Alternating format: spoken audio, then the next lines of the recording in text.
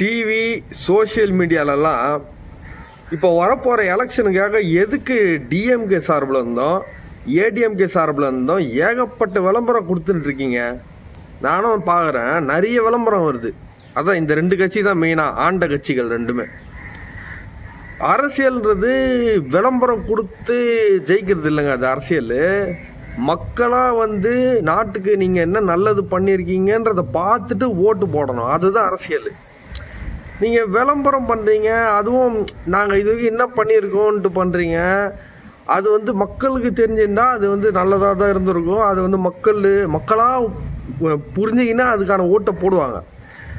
அப்படி இல்லைன்னா எப்படி பண்ணுறீங்க? இந்த கட்சிக்காரன் இதை தப்பு பண்ணிட்டான், இந்த கட்சிக்காரன் இதை தப்பு பண்ணிட்டான், அதை சுட்டி காட்டி விளம்பரம் பண்ணுறீங்க. இந்த ரெண்டுமே அரசியலுக்கு உகந்ததே அல்ல.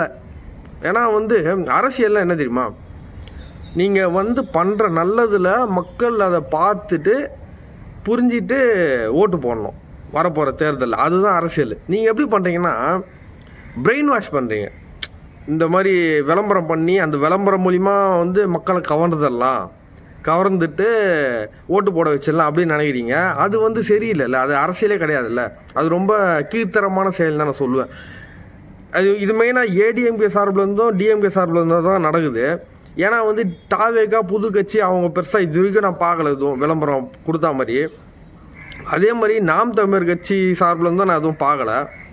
ஸோ இந்த ரெண்டு கட்சி தான் இப்போ உண்மையிலேயே அரசியலுக்கு தகுதியானவங்களா? நீங்கள் அதுவும் அந்த 70 வருஷம் பழைய கட்சிங்க, நீங்கள் தகுதியற்றவர்களா அரசியலுக்கு?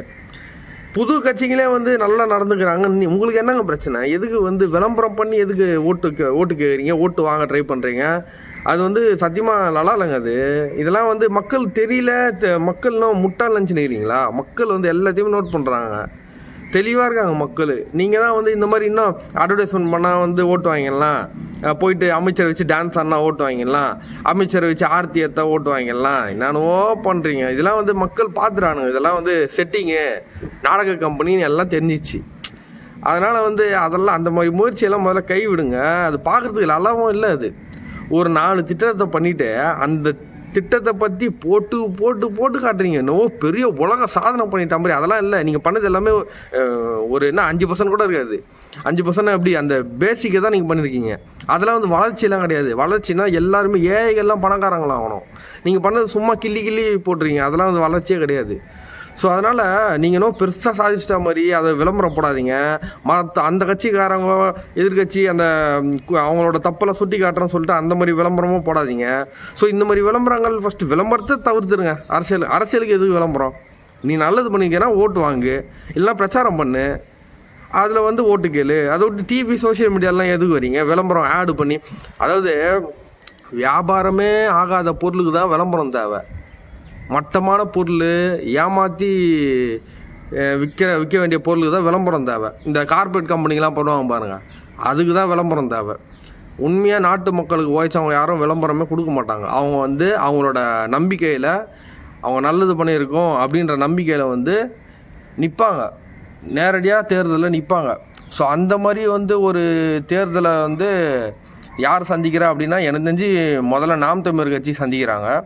அதே மாதிரி பார்த்தீங்கன்னா தமிழக வெற்றிக்காகவும் சந்திக்கிறாங்க அப்படின்ற மாதிரி தான் எனக்கு படுது. நீங்கள் 70 வருஷம் பழைய கட்சி, நீங்கள் பண்ணுறது சுத்தமாக சரியே கிடையாது. கொஞ்சமாச்சு திருந்திட்டு இந்த மாதிரி விளம்பரங்களை, வீண் விளம்பரங்களெல்லாம் கொஞ்சம் தவிர்த்துருங்க. இனிமையாச்சு மக்களுக்கு தொடர்ந்து நல்லது பண்ணுங்கள். அந்த மாதிரி பண்ணாலே உங்களுக்கு நீங்கள் விளம்பரம் கொடுக்க வேண்டிய அவசியமே கிடையாது. ஆட்டோமேட்டிக்காக மக்கள் உங்களை தேடி ஓட்டு போடுவாங்க. ஸோ அந்த மாதிரி ஜெயிக்கிறது தான் உண்மையிலேயே ஜனநாயக வெற்றி. அதுதான் உண்மையான முதலமைச்சருக்கும் ஒரு நல்ல சிறந்த கட்சிக்கும் அழகு. விளம்பரம் பண்ணி நீங்கள் எத்தனை வாட்டி போடுவீங்க விளம்பரம்? சொல்லுங்க பாலாம். அப்படி போட்டு நீங்கள் ஜெயித்தாலும் அது ஜெயிச்சா மாதிரியும் இருக்காது, அந்த வெற்றி நிரந்தரமாகவும் இருக்காது. அடுத்த எலெக்ஷனில் மறுபடியும் இந்த நிலைமை இப்போ வாங்கின ஓட்டை விட நிலைமை இன்னும் மோசமாக போயிடும். ஸோ அதனால் நல்லது பண்ணி வர வெற்றி தான் எப்போவுமே அரசியலில் சிறந்த வெற்றின்னு நான் சொல்ல வரேன். இந்த விளம்பரம் பண்ணி போலி வெற்றியெல்லாம் தேட ட்ரை பண்ணிங்கன்னா அது உங்களுக்கும் ஆபத்து, உங்கள் கட்சிக்கும் ஆபத்து, உங்கள் கட்சியில் இருக்கிற ஆட்களுக்கும் அது ஆபத்து. எப்படி ஆபத்துன்னா, என்னடா இவ்வளோ விளம்பரம் பண்ணி கூட வெற்றி வரலையே அப்படின்ட்டு அவங்க வந்து மன உளைச்சலாகி அவங்களே கட்சியை விட்டு பிரிகிற நிலைமை கூட ஏற்படலாம். ஸோ இது வந்து ஒட்டுமொத்தமாக நாட்டையும் நீங்கள் அழிச்சுடுவீங்க, உங்கள் கட்சியவே நீங்கள் அழிக்கிற நிலைமைக்கு தள்ளப்படும். அதனால் வந்து விளம்பரத்தை தவிர்த்துருங்க, மக்களுக்கு உண்மையாக இருங்க.